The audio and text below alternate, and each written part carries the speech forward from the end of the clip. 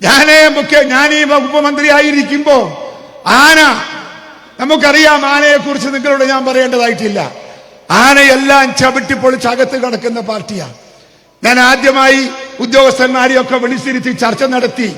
ഉദ്യോഗസ്ഥന്മാരും ഞാനും കൂടെ തീരുമാനമെടുത്തു. എന്തേ? ഇലക്ട്രിക് ഫെൻസിങ്, എല്ലാ അതിർത്തിക്കും ഇലക്ട്രിക് ഫെൻസിങ് ആക്കാമെന്ന് പറഞ്ഞു. അങ്ങനെ ഇലക്ട്രിക് ഫെൻസിങ് ആക്കി കേരളത്തിൽ. പക്ഷേ ഞാൻ ധരിച്ചു ആ ഇലക്ട്രിക് ഫെൻസ് കെട്ടിയതിന് ശേഷം ആന ഒന്നും കടന്നു പോകൂല, മുറിച്ചു പോകൂല. പക്ഷേ ആന ആദ്യം ഈ തുമ്പിക്കൈ കൊണ്ടുപോയി അവിടെ വെക്കുമ്പോ തുമ്പിക്കൈ തെറിക്കും, അപ്പൊ ആന പോവും.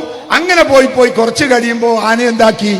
ആന മരക്കൊമ്പ് മുറിച്ച് അടിച്ചു പൊട്ടിച്ച് മരക്കൊമ്പ് അടിച്ചു പൊട്ടിച്ച് ആ പൊട്ടിച്ച ആ മരക്കൊമ്പുമായി വന്ന് ഈ കമ്പി അടിച്ച് പൊട്ടിച്ച് ആന കടന്നുപോയി. അത് പോയപ്പോ നമ്മള് പരസ്പരം ആലോചിച്ചിട്ട് പറഞ്ഞു, ഇനി എന്താ മാർഗം? ഇനി നമുക്ക് മതില് കെട്ടാം. മതില് കെട്ടിയപ്പോഴും കുറെ നാള് ഇത് മതിലൊന്നും പൊളിക്കാതെ നിന്നു. പക്ഷെ പിന്നീട് ആന വന്ന് ഈ മതിൽ പൊളിച്ച് തകർത്ത് ആന അകത്തേക്ക് കടന്നുപോയി. രണ്ടാം വട്ടം തോറ്റു.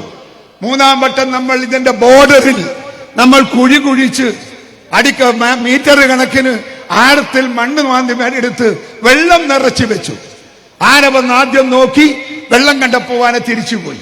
പക്ഷെ ഒരു 10-20 ദിവസം കഴിഞ്ഞപ്പോ ആന വന്ന് ഈ കുഴിയുടെ അകത്തേക്ക് മണ്ണ് കാലുകൊണ്ട് അടിച്ച് ചവിട്ടി മണ്ണിട്ട് മണ്ണ് നേർത്തി ആന അകത്ത് കയറി. ആന പോയി.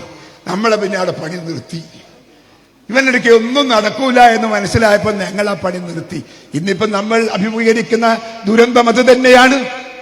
അന്നേ ഞങ്ങളിൽ ആരംഭിച്ച ദുരന്തം തന്നെയാണ് ഇന്ന് കേരളത്തിൽ ഞാനും നിങ്ങളും അഭിമുഖീകരിച്ചു കൊണ്ടിരിക്കുന്നത്.